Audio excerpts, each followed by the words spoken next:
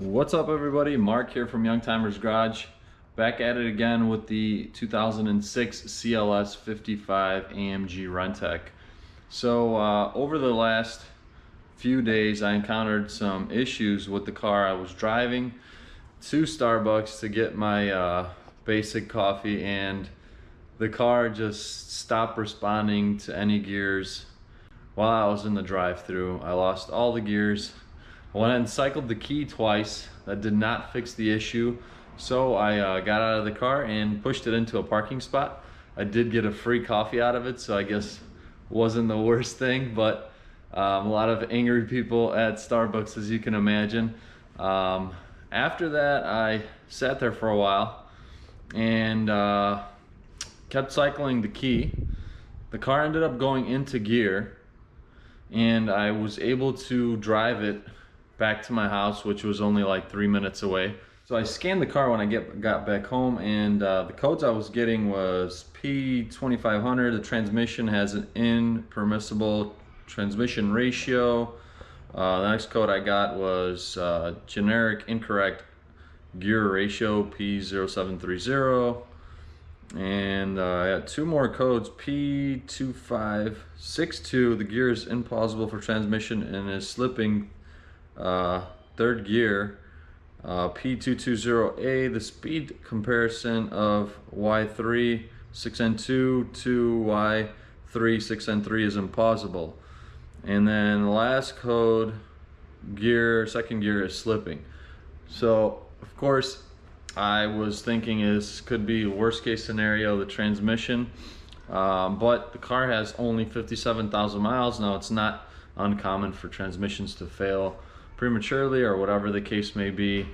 The car is modified, so you know, maybe the previous owner was driving it pretty hard, whatever the case may be. I reached out to my buddy, and I've dealt with a similar situation in my M156 E63 wagon.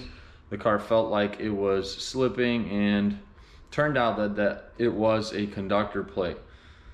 So I'm guessing that this may be a conductor plate. Worst case scenario, I'm gonna need to either rebuild this transmission or just get another used transmission. Now, a lot of things are popping up on this car. Even though it had stacks of Mercedes-Benz records, you know, I guess the person just overlooked certain things, and I'm gonna be fixing those things on this car. My rear airbag is leaking, so I just bought a replacement R-knot, and those run around $400 if you're looking to get one. So I'll be doing that right after I fix this situation. So I hope that I don't need a new transmission, so we'll see how that goes. So I went and ordered the parts from FCP Euro. They have a kit that pretty much gives you everything that you need. I think the price was around $330, but that also included a transmission mount, which I purchased just so I can do it while I'm in there. And so let's take a look at the parts.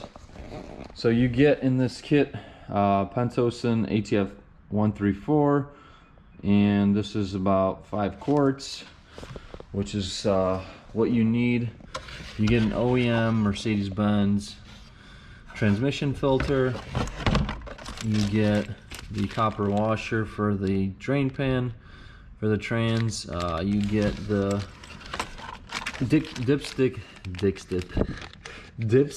cap, dipstick,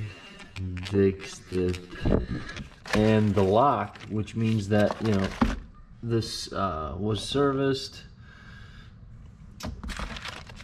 And then you get the 30-pin connector. This gasket you also get, which I already put on. I also went and I got the transmission dipstick, which is not included. Here's the actual price, $375 for all these items. And don't forget, last but not least, the conductor plate. This is the new one. So we'll be putting that guy in. Here is the valve body itself. So you take out these solenoids and you got to make sure you don't mix up the orientation. So I just lined them up here how I pulled them.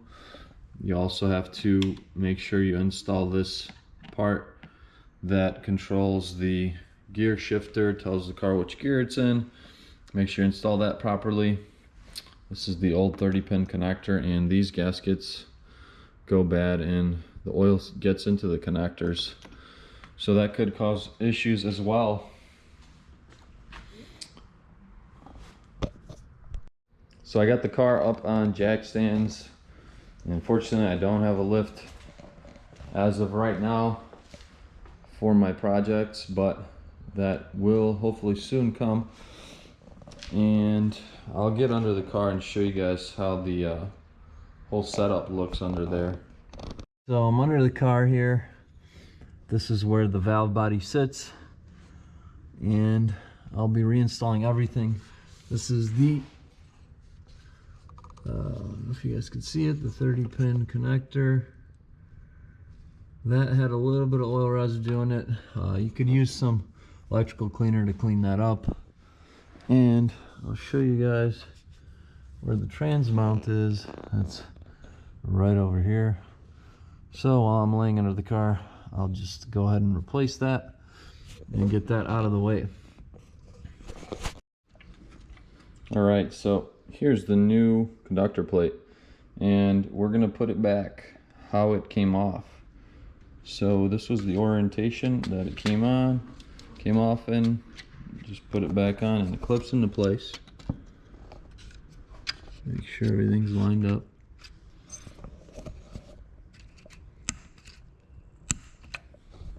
So these two areas here, let me get a light on that.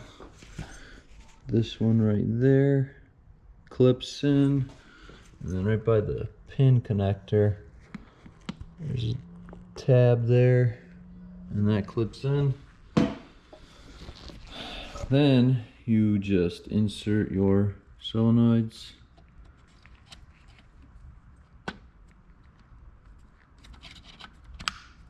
It'll clip in like that. Make sure there's no debris or anything on there.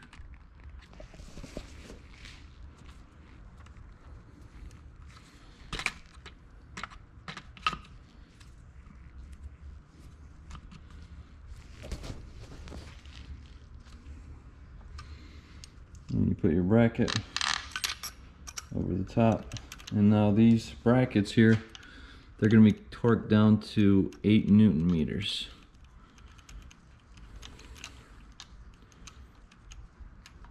And tighten that one. Same for these guys here. These guys go in this orientation.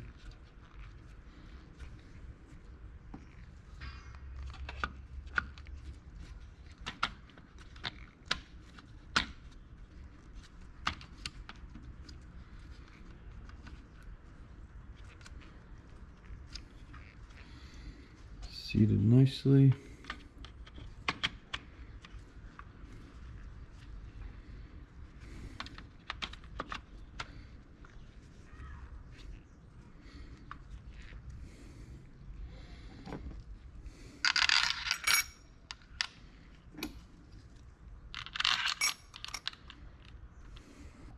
All right, well, just got to tighten these guys down, and that's all set.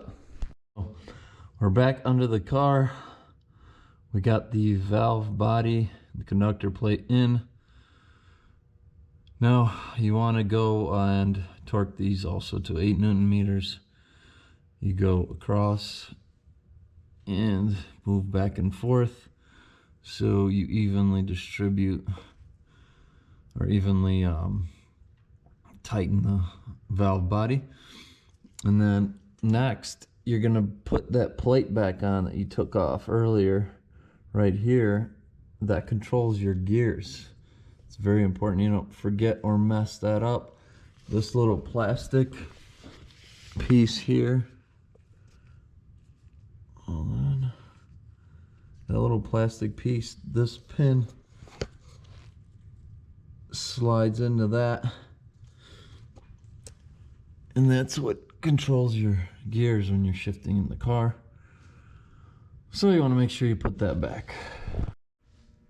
Alright guys, finally put everything back together. See that? That's the new 30-pin connector. Pop that bad boy in. Put the shield back on with all the little brackets. With the bolts, tighten up your oil pan, and then put the new copper washer on the drain plug. And now all is left to do is top off the fluid, get the car to operating temperatures, check the fluid again, shift it through the gears, and hopefully this fixes my issue I was having. I guess we'll see. You gotta put the belly pans on. It's probably the most annoying part of this whole job, to be honest. It's those stupid plastics. Finally, we're ready to add the transmission fluid.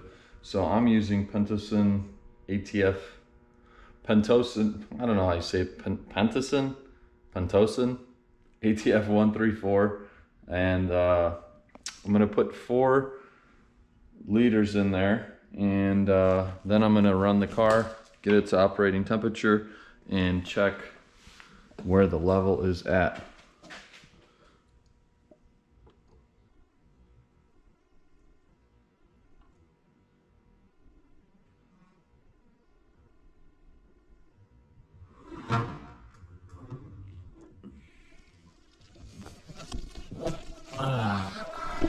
So now I got the transpan back in and everything situated, so I'm gonna go ahead and change the transmission mount.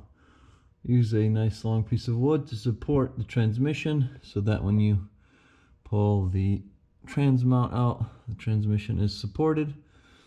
Pop these 2 13mm bolts off and these 2 16mm bolts out, and reinstall your new one.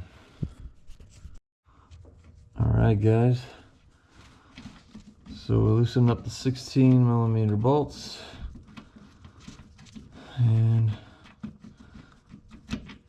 trans mount is almost out. Not every 16 was fitting on here, which is weird. I found one that did. Got your 2 bolts, there's your mount. Let's see. This one is not bad. Actually, there's nothing wrong with it, but we'll put in the new one.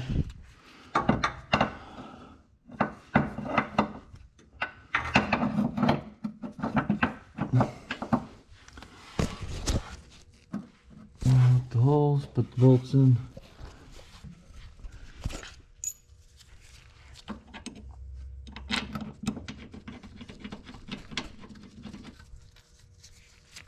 You're all set.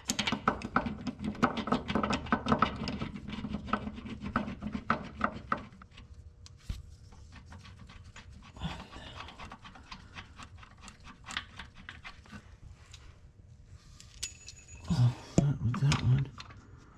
Well, these bolts, you're just gonna want to catch them, and then once you catch them, you can lower the car.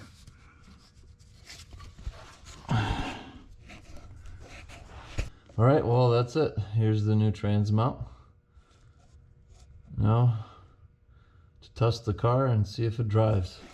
So we got the car off of the jack stands, started her up. Now you want to make sure to go through all the gears a couple times.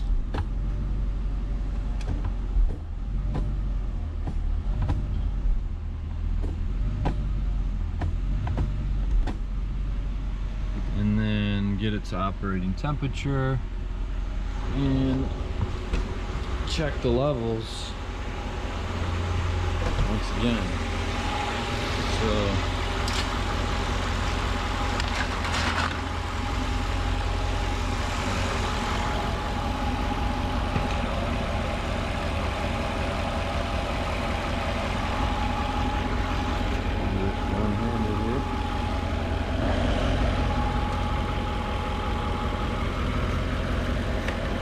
this thing bottoms out. This bottoms out, pull it out, and check where we're at. We're almost at halfway. So a little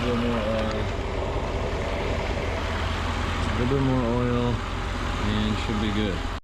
All right, guys. Well, that about wraps it up for the CLS conductor plate swap. I'm gonna go take it for a test drive, and I'll let you guys know how it goes.